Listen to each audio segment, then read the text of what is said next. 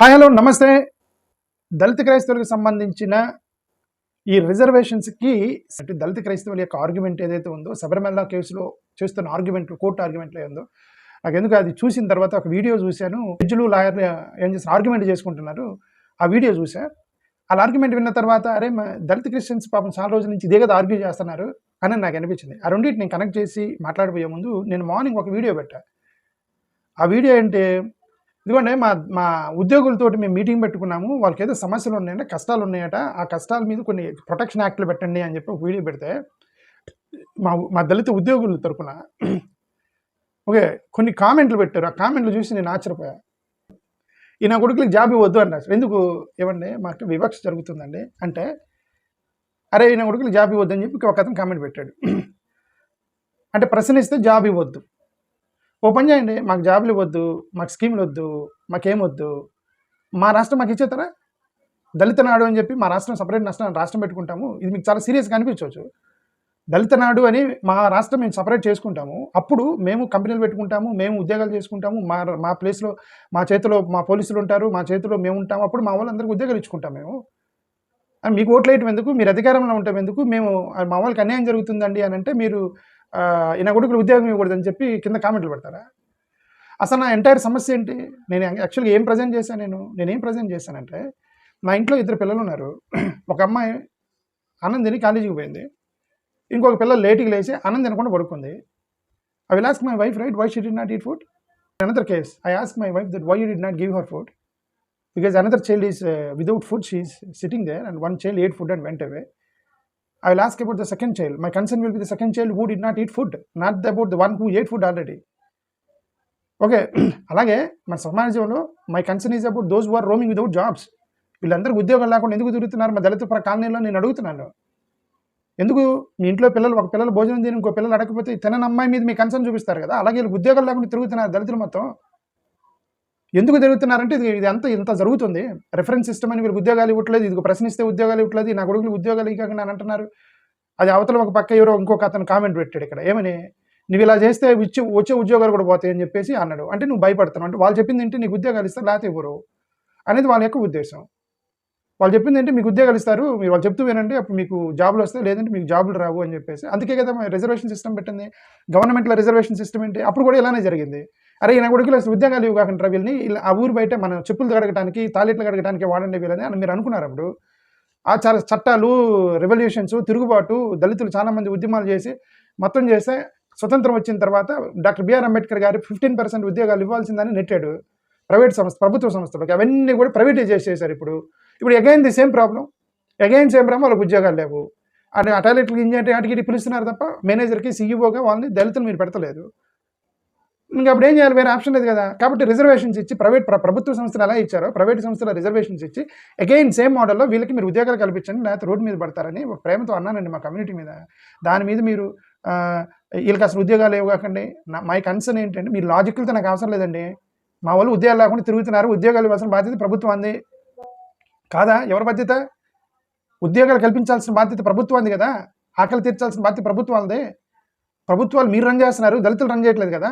కాబట్టి you have to do. మేము ఇవ్వలేమండి అంటే మా రాష్ట్రం మాకు ఇచ్చేది మేము దళిత నాడని పెట్టుకొని పోతాం ఏటో ఒకటి. ఆ పక్కన ఏదో కాలువల్లోనూ, గుంటల్లోనూ, కొండల్లోనే వేస్తారు కదా ఇట్లాంటి వాళ్ళు. ఈ దళితుల్ని, ఆదివాసీలని, ట్రైబల్ని గుట్టలకి, కొండలకు పంపిస్తారు కదా. ఆ గుట్టలు, కొండలకు పంపించండి, అక్కడే మేము ఒక ప్రభుత్వం రన్ చేసుకుంటాము, అక్కడి నుంచి మేము డెవలప్ అవుతాం, కంపెనీలు అన్నీ పెట్టుకుంటాం మేము అక్కడ. సో అది సాధ్యం కాదు కదా బ్రదర్. సాధ్యం కానప్పుడు మీరే ఉద్యోగాలు కల్పించాలి, రిజర్వేషన్ ఇచ్చేయి. సింపుల్ లాజిక్ చెప్పాను. ఓకే, తిట్టకాకండి నా వీడియో కింద. శబరిమల కేసులోకి వెళ్దాం. ఇప్పుడు శబరిమల యాక్చువల్ కేసు ఏంటంటే, ఒక ఆమె శబరిమల గుడిలోకి వెళ్ళడానికి ప్రయత్నం చేసింది. జాగ్రత్తగా ఒక ఇండివిజువల్ శబరిమలలోకి వెళ్ళడానికి ప్రయత్నం చేసింది.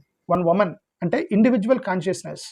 ఒక చర్చ వచ్చింది, మనస్సాక్షి, ఒక వ్యక్తి యొక్క మనస్సాక్షి అనే దాని మీద కోర్టులో బాగా చర్చ జరుగుతుంది. ఎక్కడికి వెళ్ళినా ఆమె తరపున ఆర్గ్యూ చేసి వాళ్ళు ఒకటే ఆర్గ్యూ చేస్తున్నారు, ఏమని, ఈమెకి ఆర్టికల్ 25 లెక్కన ఒక ఇండివిజువల్ ఫ్రీడమ్ ఉంది, ఒక మనిషికి మనస్సాక్షిని బట్టి తన ఇష్టం వచ్చిన దేవుని దగ్గరికి వెళ్ళవచ్చు, ఆమె స్వేచ్ఛని, ఆమె హక్కుని మీరు ఎందుకు కాలు రాస్తున్నారు అని చెప్పేసి ఆమె చుట్టూ తిప్పుతున్నారు ఆర్గ్యుమెంట్ మొత్తం. Individual freedom, individual consciousness, article 25 మొత్తం కూడా ఆర్టికల్ 25 చుట్టూ తిప్పుతున్నారు ఒక ఆమెకు సంబంధించి. ఎందుకు ఆమె శబరిమలలోకి వెళ్తుంటే సెక్యూరిటీ గార్డులు కొట్టి బయట పంపించారు ఆమె. అది యాక్చువల్ కేసు, కొట్టారు ఆమె శబరిమలలోకి వెళ్తే మహిళలకి ఎంట్రీ లేదని. The other side argument, group argument. ఏంటి group, group of believers article 26, article 25 అనేది ఇండివిజువల్కి సంబంధించింది, ఆర్టికల్ 26 అనేది గ్రూపుకి సంబంధించింది. ఆ సంస్థ ఆ యొక్క రిలీజన్లో ఉన్నటువంటి గ్రూప్ ఆఫ్ మెంబర్స్ ఎలాగా వాళ్ళ సంస్థలు నడుపుకోవాలి, ఎలా వాళ్ళ యొక్క గ్రూప్ ఆఫ్ బిలీవర్స్ ఎలా ఉండాలి అనే దానికి స్వేచ్ఛ వాళ్ళకు ఉంది అనే దాని మీద ఇప్పుడు ఆర్గ్యుమెంట్ జరుగుతుంది. ఈ రెండు ఒకటి ఆర్టికల్ 25 వర్సెస్ ఆర్టికల్ 26 శబరిమలలో జరుగుతున్న కేసు ఇది. ఆర్టికల్ 25 ఏమో ఇండివిజువల్ ఫ్రీడమ్, ఒక వ్యక్తికి పర్సనల్ ఫ్రీడమ్ ఉంది అనేది ఆర్టికల్ 25. ఆర్టికల్ 26 ఏమో గ్రూప్ యొక్క ఫ్రీడమ్, ఆ యొక్క సంఘము అంటే ఆ శబరిమలలో నడిపేటువంటి మేనేజ్మెంటు భక్తులు వాళ్ళ యొక్క ఫ్రీడమ్ని మీరు కాలరాయడానికి లేదు, వాళ్ళ సిద్ధాంతం ప్రకారం మహిళలకి హక్కు లేదు లోపలికి రావడానికి అనేది. So this is actually the fight. ఈ ఫైట్ జరుగుతున్నప్పుడు కోర్టు కొన్ని జడ్జిమెంట్లు పాస్ చేసింది, ఆ స్టేట్మెంట్లు జరుగుతున్నాయి. ఆ స్టేట్మెంట్ ఏంటంటే, ఒకటి 2018 జడ్జిమెంట్లో ఈ స్టేట్మెంట్ చేసింది సుప్రీంకోర్టు. ఏమని?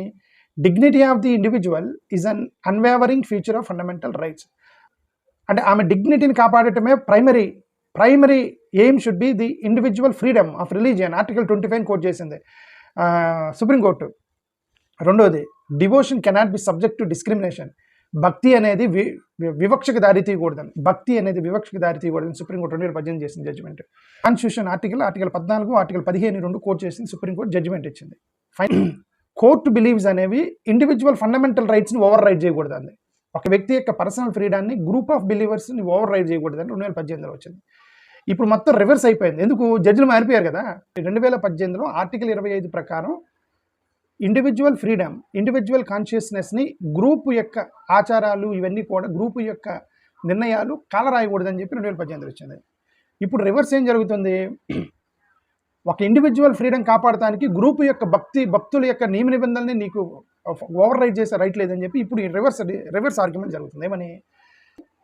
ఒక వ్యక్తికి రిలీజియస్ ఫ్రీడమ్ కావాలని ఒక గ్రూపు నిర్ణయించుకున్నటువంటి మతాచారాలని ఓవర్ రైడ్ చేస్తారా అనేది సెకండ్ ఆర్టికల్ 26 మీద మాట్లాడుతున్నారు. ఆర్టికల్ 26కి ఆ గ్రూప్కి ఫ్రీడమ్ ఉంది, ఎలా నడుపుకోవాలి మత సంస్థలు అనేది ఉంది. సో ఈ రెండు కూడా అందుకని ఇప్పుడు 2026లో కోర్టులు ఏమని మాట్లాడుతున్నాయంటే, భక్తులు ఎలా నిర్ణయించుకోవాలి, ఆ భక్తులు ఏముంటుంది అనేది వాళ్ళకే రైట్ ఉంది. ఎవరికి?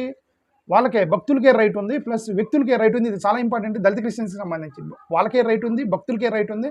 వాళ్ళలో మేము చేయబెట్టము అనేది కోర్టు ఇచ్చే జడ్జిమెంట్. వాళ్ళ దాంట్లో మేము చేయబెట్టమని కోర్టు ఇచ్చే జడ్జిమెంట్. అవుట్ సైడర్ మేము ఎందుకు చేయబెట్టాలి, మీ లోపల ఏముంది అనేదాన్ని కోర్టు ఇచ్చే జడ్జిమెంట్. ఇండివిజువల్ రైట్స్ అనేవి గ్రూప్ ప్రయారిటీని ఓవర్ రైట్ చేయటం వల్ల మతమే నిర్మూలించబడుతుంది అని నేను ఎన్హిలేషన్ ఆఫ్ రిలీజన్ అని చెప్పి నిన్న స్టేట్మెంట్ ఇచ్చాను. నిన్న ఆర్గ్యుమెంట్లో ఎన్హిలేటివ్ రిలీజన్ అనే పదం వాడారు. ఎన్హిలేటివ్ రిలీజన్ అంటే ఇదిగోండి, ఒక గ్రూప్ కలిపి ఒక మతాన్ని సృష్టించుకున్నారు. ఎవరో ఒక వ్యక్తి వచ్చి నా ఫండమెంటల్ రైట్ ఉంది అన్నారు. ఇప్పుడు ఆ ఫండమెంటల్ రైట్ కోసం ఈ యొక్క గ్రూప్ యొక్క బిలీఫ్ని మనం మారిస్తే ఆ మతమే అంతరించిపోయింది. కాబట్టి మతాలని అంతరించే రైట్ ఫండమెంటల్ రైట్ ఆర్టికల్ 25కి లేదు. కాబట్టి ఆ మతాచారాన్ని మనం కాపాడాలి. అది ఎలా కాపాడుకోవాలనేది ఎవరు నిర్ణయిస్తారంటే వాళ్ళే నిర్ణయిస్తారట. ఎవరు? శబరిమల వాళ్ళే నిర్ణయిస్తారు. మిగతా అవుట్ సైడర్స్కి రైట్ లేదన్నారు. పాయింట్ 1. ఓకే, ఇది మనం దళిత క్రిస్టియన్స్ కనెక్ట్ చేద్దాం. ఒక రిలీజియస్ సిస్టమ్కి వాళ్ళ ఒక ఇంటర్నల్ స్ట్రక్చర్ ఉండేది. Change must come from within marginalised groups inside the religion అనే పదం వాడింది. చేంజ్ మస్ట్ కమ్, మార్పు అనేది ఆ గ్రూపులో ఉన్న వ్యక్తుల్లో ఉన్న దాంట్లోంచి చేంజ్ రావాలి, మనం ఫోర్స్ చేయకూడదు అనే పదం వాడింది కోర్టు. అంటే ఇప్పుడు దళిత క్రైస్తవులకి రిజర్వేషన్స్ పాయింట్లో నేను దీన్ని కనెక్ట్ చేస్తాను. శబరిమల కేసు 4 ఆర్టికల్స్ మీద ఆర్గ్యుమెంట్ జరిగింది. Article 25 individual freedom, article 26 group religious freedom, article 14 సమానత్వం, ఆర్టికల్ 15 వివక్ష ఉండటానికి లేదు, ఇంటర్నల్గా సోషల్ రిఫార్మ్స్ తీసుకొని రావచ్చు, ఆ సంస్థకి అధికారం ఉంది అని చెప్పేసి కోర్టు చెప్పినటువంటి జడ్జిమెంట్. క్రిస్టియన్స్ ఇండివిజువల్ ఫ్రీడమ్ గురించి అతను ఏం చెప్తున్నాడు? నేను రిలీజియన్లోకి మారినా సరే నేను వివక్షకు గురవుతున్నానని ఒక వ్యక్తి చెప్తున్నాడు. నేను ఈ రిలీజియన్లోకి మారిన తర్వాత కూడా నన్ను కుల వివక్ష చూపిస్తున్నారని చెప్పి ఒక వ్యక్తి ఇండివిజువల్ చెప్తున్నాడు. అతని కాన్షియస్నెస్ చెప్తుంది, అతని బాధ చెప్తున్నాడు, అతని ప్రజలకి ప్రజాక్షేత్రంలో చెప్తున్నాడు నేను వివక్షకు గురవుతున్నానని ఒక ఇండివిజువల్ చెప్తున్నాడు. సరే, ఇండివిజువల్కి నీకు లెక్క చేయను అనుకోండి. ఇక్కడ ఆర్టికల్ 26 గ్రూప్ విదిన్ ద గ్రూప్లో కూడా వాళ్ళకి రైట్ ఉందని మీరు చెప్తున్నారు కోర్టులో. శబరిమల కేసులో ఈ క్రిస్టియన్ సంస్థలు, క్రిస్టియన్ బాడీలు, క్రిస్టియన్ ఆర్గనైజేషన్స్ వీళ్ళందరూ కూడా విదిన్ ద బాడీలు వాళ్ళు ఒక రియలైజ్ అయ్యారు ఏంటంటే మన మతంలోకి వచ్చినా కూడా వీళ్ళు వివక్షకు గురవుతున్నారు కాబట్టి వీళ్ళకి రిజర్వేషన్స్ ఇవ్వాలని విదిన్ ద గ్రూప్ ఆర్టికల్ 26లో ఉన్నటువంటి సంస్థలు కూడా సపోర్ట్ చేస్తున్నాయి, వీళ్ళకి రిజర్వేషన్స్ ఇవ్వండి అని. వివక్ష గురయ్యే వ్యక్తి నేను వివక్ష గురయ్యని చెప్తున్నాడు. ఆర్టికల్ 25 వ్యక్తి చెప్తున్నాడు నేను వివక్ష గురవుతున్నాను కన్వర్షన్ అయినా సరే అని. Article 26 within the departments, within the structure, within the Christian bodies, Christian సంస్థలు వీళ్ళు చెప్తున్నారు, వీళ్ళు వివక్షకు గురవుతున్నారు, వాళ్ళకి రిజర్వేషన్స్ ఇవ్వండి. ఎవరో అవుట్ సైడర్ వచ్చి చెప్తున్నారు నీ కులం, నీ యొక్క ఈ ఆర్గనైజేషన్లో కులం ఉంది, కులం లేదని అవుట్ సైడర్ ఆర్గ్యూ చేస్తున్నాడు. ఇప్పుడు శబరిమల కేసులో ఏమన్నారు, అవుట్ సైడర్కి ఏం పని? శబరిమల కేసులో ఈ యొక్క సంస్థలు మీరే నిర్ణయించుకోవాలి అని అన్నారు కదా, నీ మతంలో కులం లేదు కాబట్టి మేము రిజర్వేషన్స్ ఇవ్వమని చెప్పేసి ఒక outsider is deciding the whether the caste is there in the religion or not. The change must come from the within the society అని చెప్పి కోర్టు వాడింది పదం. The change must come from within the society అంటే వీళ్ళలో change వచ్చింది ఏంటి? క్రిస్టియన్స్లో change వచ్చింది. గతంలో వీళ్ళే ఆర్గ్యూ చేస్తారు, ఏమైనా మనందరం క్రిస్టియన్స్ రా, క్రిస్టియన్స్లో కులం ఏడుంది, మీరు అలా చేయకూడదు, మీరు భక్తులుగా మారాలని చెప్పిన వాళ్ళే ఇప్పుడు సోషల్ రిఫార్మేషన్ తీసుకున్నారు. చర్చిలు మొత్తం సోషల్ రిఫార్మేషన్ తీసుకొని నిజమే కదా, ఒకవేళ మన చర్చిలో వివక్ష లేకపోయినా సొసైటీలో వీళ్ళకి వివక్ష జరుగుతుంది కదా అని చర్చి అర్థం చేసుకుంది. కాన్స్టిట్యూషనల్ బాడీలు ఇవన్నీ అర్థం చేసుకుని వీళ్ళకి అర్థమైంది వీళ్ళకి భారతదేశం యొక్క క్రిస్టియానిటీలో కుల వివక్ష ఉండిద్దని. సో వాళ్ళు సపోర్ట్ చేస్తున్నారు దళిత క్రైస్తవులకు మీరు రిజర్వేషన్స్ ఇవ్వాలని. So then if you follow Article 25, they are entitled to reservation. If you follow Article 26 recommendations, as the court said, they have right to bring the social reformation, then still they are entitled for giving reservations because వీళ్ళందరూ support చేస్తున్నారు. ఇవన్నీ దళిత Christians జరుగుతుంటే ఎవరో third person పార్లమెంట్లో కూర్చున్న వాళ్ళు, కొన్ని సంస్థలు వాళ్ళు సోషల్ మీడియాలో ఆర్గ్యూ చేస్తున్నారు వీళ్ళ మొత్తం కులం లేదు కాబట్టి రిజర్వేషన్ ఇవ్వకూడదని. The court must understand how we are dealing two different cases. That's what I wanted to say. Christian denominations and believers వాళ్ళందరూ క్యాస్ట్ ఎగ్జిస్టెన్స్ ఉందని ఆర్టికల్ 26 ప్రకారం ఎక్నాలజ్ చేశారు. క్యాస్ట్ డిస్క్రిమినేషన్ కన్వర్షన్ తర్వాత అడుగుతుందని ఆ విక్టిమ్ అంటే ఆర్టికల్ 25 ఇండివిజువల్ ఎవరైతే మార్చుకున్నాడో ఆ victim acknowledge చేశాడు, నేను క్యాస్ట్ సోషల్ రియాలిటీ ఏంటంటే నన్ను క్యాస్ట్ పెట్టి తిడుతున్నారని.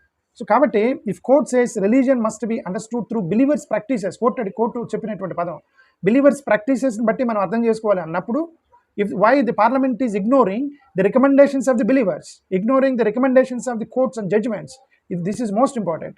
ఇది ఎందుకు శబరిమల కేసులో ఒక విధంగా దళిత క్రైస్తవ విషయంలో ఒక రకంగా కోర్టులు బిహేవ్ చేస్తున్నారని మనకు తెలియదు.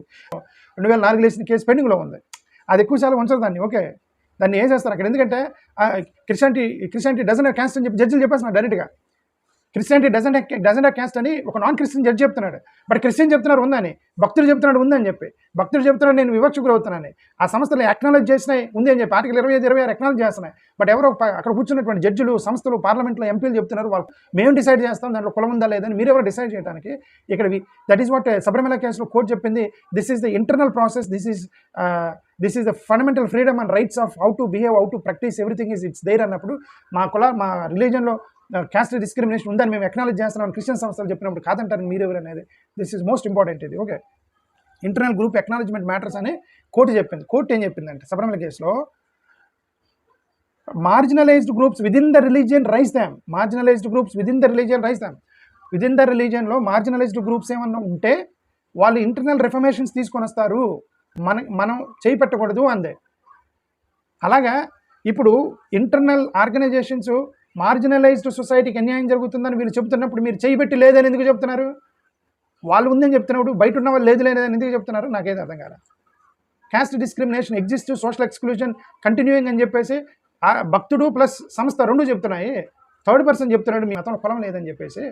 1950 షెడ్యూల్ కేసు ఆర్డర్ చేసేటప్పుడు ఒక బ్రాహ్మణ కన్వర్ట్ అయినటువంటి ఒక ముఖర్జీ దగ్గర ఉత్తరం తీసుకొని క్రైస్తవులు వద్దన్నారని చెప్పి ఎలా పీకేశారో ఇప్పుడు కూడా అంతే. కొంతమంది క్రిస్టియన్స్ వెళ్ళి మా రిలీజన్లో మా మతంలో రిలీజన్ లేదని సంతకాలు ఇస్తున్నారు, వాళ్ళకి ఉత్తరాలు ఇచ్చారు. కొంతమంది క్రిస్టియన్స్ ఉన్నారు, వాళ్ళు ఎవరు దళితులు కాదు, వాళ్ళు బ్రాహ్మణులు కన్వర్ట్స్, వాళ్ళందరూ వాళ్ళని అడిగి మాకు అన్యాయం చేస్తున్నారు అని చెప్పి క్రిస్టియన్ చెప్తుంది. శబరిమల కేసులో కోర్టు ఏం చెప్పింది? You are violating the dignity of women and equality must prevail అని కోర్టు చెప్పింది శబరిమల కేసులో. When a person after conversion is still claiming that my dignity is not protected, then you should provide the reservation. Should provide the person who converted is telling that even after conversion my dignity is not protected, then you should give them reservation, right? Court ఏం చెప్పింది? Third పర్సన్కి right లేదండి, third పర్సన్కి right లేదు, వాళ్ళే మాట్లాడుకుంటారు, దాంట్లో ఉందా లేదని వాళ్ళు డిసైడ్ చేస్తారన్నాడు. వీళ్ళు డిసైడ్ చేశారు ఉందని. అందుకే కదండి అందరూ వెళ్ళి కోర్టు చుట్టూ తిరుగుతున్నారు, ఇదిగో మా క్రైస్తవ సంస్థలో కులం ఉందా లేదని వాళ్ళు డిసైడ్ చేస్తున్నారు. మేము డిసైడ్ చేసాం స్వామి కులం ఉందే, బయట ఇబ్బంది పడుతున్నారు మా వాళ్ళకి, ఎస్సీ స్టాటస్ ఉండని సంస్థలు వెళ్ళి లెటర్లు ఇస్తుంటే వాళ్ళ లెటర్లు చింపేసి మీరెవరో బయట వాళ్ళు ఇచ్చిన లెటర్లు పట్టుకొని మీరు జడ్జిమెంట్లు ఇస్తున్నారు. Parliament cannot over right constitution. ఏం చెప్పింది? ఆర్టికల్ 25 కాన్షియన్స్ అండ్ బిలీఫ్ అనే పదం వాడింది. Article 25 conscience and belief.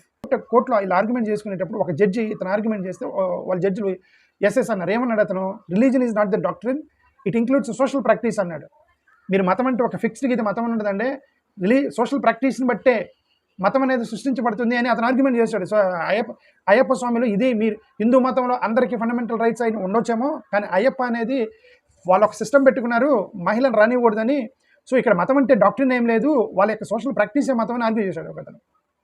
If that is the case, if religion is not a doctrine, if that is the social practice, ఈ క్రిస్టియన్స్ కూడా చెప్తున్నారు కదండి ఈ సోషల్ ప్రాక్టీస్లో మా కులం ఉంది, మాకు ఫిక్స్డ్ ఏం లేదు అంటే మీరెవరు ఫిక్స్ చేస్తున్నారు? మీరు ఫిక్స్ చేస్తున్నారేమని క్రిస్టియానిటీలో మతం లేదు, క్రిస్టియన్ మతం కులం లేదు, క్రిస్టియన్ మతం కులం లేదని నాన్ క్రిస్టియన్స్ చెబుతున్నారు, ఆర్గ్యుమెంట్ చేస్తున్నారు. వీళ్ళు సోషల్ ఏమంటే రిలీజన్ అంటే ఒక సోషల్ ప్రాక్టీస్ అని మీ కోర్టులోనే చెప్పారు శబరిమల కేసులో. మేము చెప్తున్నాము మా సొసైటీలో వీళ్ళు సఫర్ అవుతున్నారని చెప్పి దళిత క్రిస్టియన్ చెప్తున్నప్పుడు then you should be able to listen to them, right? They not listen. You do not have right. Article పారాత్ర ఎవడేమన్నాడు? మీరెవరు డిసైడ్ చేయడానికి? వీళ్ళకైతే డిసైడ్ చేయాలి కులం ఉందా లేదా అనేది. ఈ క్రిస్టియన్ అని చెప్పుకుని యాంటీ క్రిస్టియన్ వాడు 10 మందిని తీసుకెళ్ళి వాడి చేత ఉత్తరం తీసుకుని మా కులంలో మా మతంలో కులం లేదని చెప్పించుకొని వీళ్ళకి అన్యాయం చేస్తున్నారు కదా. Annihilation of logic can be flipped man. Overriding group rights may annihilate religion అనే పదం వాడింది. Overriding group rights may annihilate religion అంటే మతాన్ని అంతరించబడుతుంది, మీరు యొక్క ఒక గ్రూప్ యొక్క ఇంట్రెస్ట్ని మీరు వైలేట్ చేస్తే ఉంది, మతం అంతరించబడుతుంది వైలేట్ చేస్తాయని. మరి ఇప్పుడు ఈ గ్రూపే చెప్తుంది కదా కులవేక్ష ఉంది మాకు ఎక్నాలజ్ చేయండి అని, దాన్ని మీరు ఎందుకు ఎన్హిలేట్ చేస్తున్నారు గ్రూప్ యొక్క ఇంట్రెస్ట్ని? సరే దాని సంగతి ఉందండి. మతం అంతరించిపోతుందని బాధపడుతున్నారు కానీ రిజర్వేషన్ చేయకపోతే మనుషులు అంతరించిపోతారు, వీళ్ళకి ఉద్యోగాలు రావు, వీళ్ళు పేదరికంలోకి వెళ్తారు అనేది ఎందుకు పట్టుకోవట్లేదు? It's most important. స్టేట్ ఏం చెప్తుందంటే నువ్వు హిందూ మతంలోనే ఉంటే నీకు ఆకలి అవుతుంది, క్రిస్టియన్స్కి ఆకలి అవుతుందని చెప్పి వీళ్ళు జడ్జిమెంట్ చేస్తున్నారు పైన. హిందూ మతంలో ఉంటేనే ఆకలి అయింది, క్రిస్టియన్స్కి ఆకలి అవ్వదు, ఎందుకంటే వాళ్ళ కులంలో ఆకలి లేదు అని చెప్పి నువ్వు ఆర్గ్యుమెంట్ చేస్తున్నావు. వాళ్ళ మతంలో ఆకలి అనే పదం లేదని ఆర్గ్యుమెంట్ చేస్తున్నావు. క్రిస్టియన్కి ఆకలి అవుతుందా లేదని వాడు ఆకలి అయినోడు చెప్పాలి, లేదంటే ఆకలి అయినోడు ఏదో గ్రూపులోకి వెళ్ళి సార్ నాకు ఆకలి అవుతుందని చెప్పి వాడు ఎవరికో చెప్పుకుంటాడు. ఆ సమాజానికి తెలుసు వాడికి ఆకలి అవుతుందా లేదు, వాడికి తెలుసు. ఆ బయట వాడు చెప్తున్నాడు వీడికి ఆకలి లేదని, ఆడికి అన్నం పెట్టుకుంటే చచ్చిపోతాడు. డివోషన్ అనేది డిస్క్రిమినేషన్ గురవ్వకూడదు, మతము అనేది భక్తి అనేది డిస్క్రిమినేషన్ గురవ్వకూడదు అని చెప్పి కోర్టు చెప్పింది. మరి అలాంటప్పుడు డిస్క్రిమినేషన్ కంటిన్యూ అవుతున్నా కూడా మీరు వాళ్ళకి రిజర్వేషన్స్ ఇవ్వకపోతే అది అన్యాయం కదా. రిలీజన్ అనేది మ్యాటర్ ఆఫ్ కాన్షియన్స్ అని కోర్టు చెప్పినప్పుడు మరి స్టేట్ అనేది బిలీవర్స్ యొక్క ఐడెంటిటీని వాళ్ళ జీవితాలను తొక్కేసే రైట్ మీకు ఎవరు వచ్చారు? దళిత క్రిస్టియన్ రిజర్వేషన్స్ ఇష్యూ అనేది న్యూట్రాలిటీ కాదు, అది సెలెక్టివ్ బ్లైండ్నెస్. అది కావాలని కళ్ళు మూసుకుంటున్నారు, వద్దు ఇది కళ్ళు తెరిస్తే వీళ్ళకి రిజర్వేషన్ ఇస్తే మళ్ళీ మత మార్పులు జరిగిపోతాయని చెప్పి కావాలని కళ్ళు మూసుకున్నారు. నిద్రపోయేవాడిని లేపవచ్చు కానీ నిద్రపోతున్నట్టు నటిస్తున్న వాళ్ళు లేపలేమని వీళ్ళిద్దరు నటిస్తున్నారు. కాబట్టి equality, internal dissent principle, lived reality versus legal friction, consistency with Sabarimala reasoning, ఇదన్నింటిని బట్టి చూస్తే దళిత క్రిస్టియన్స్కి మీరు ఇమ్మీడియట్గా రిజర్వేషన్స్ ఇవ్వాలని నాకైతే అనిపించింది వాళ్ళ ఆర్గ్యుమెంట్లు విన్న తర్వాత. బట్ హిస్టారికల్లీ హిందూ క్యాస్ట్ సిస్టానికే అని ఒకవేళ మీరు పెట్టారని కూడా ఎత్తేయండి, అది అన్యాయం కదా, అది అన్యాయం కదా. ఆర్టికల్ 14 అందరూ సమానం, మీరు ఏమన్నారు ప్రతిదానికి? ఇదిగోండి ఈ ఎస్సీ రిజర్వేషన్స్ అనేవి హిస్టారికల్లీ హిందూ క్యాస్ట్ సిస్టంలో కుల వివక్షకు ఎదుర్కొన్న వాళ్ళకే రిజర్వేషన్స్ ఇచ్చారని నువ్వు పెడితే, ఒకవేళ నువ్వు పెడితే నువ్వు చట్టం మార్చుకో, ప్రజలు మార్చుకోకు, చట్టాన్ని మార్చు. హిస్టారికల్లీ హిందూ మతంలోనే కుల వివక్ష గురయ్యే వాళ్ళకే రిజర్వేషన్ ఇస్తారంటే మరి హిస్టారికల్లీ క్రిస్టియన్గా మారినా కూడా వివక్ష గురయ్యేవాడు వాడి సంగతి ఏంటి? హిస్టారికల్లీ హిందూ మతంలో కుల వివక్షను ఎదుర్కొని క్రిస్టియన్గా మారి మళ్ళీ ఇక్కడ కూడా తన్నులు తింటున్న వీడి సంగతి ఏంటి? So if system has a loophole then you should change the system, government system, but you should not harass the people and that is injustice అనేది నా ఉద్దేశం. ఆ 2 కోట్లని జడ్జిమెంట్ కనెక్ట్ చేయాలనిపించి కనెక్ట్ చేశారు. థ్యాంక్ యూ, నమస్కారం.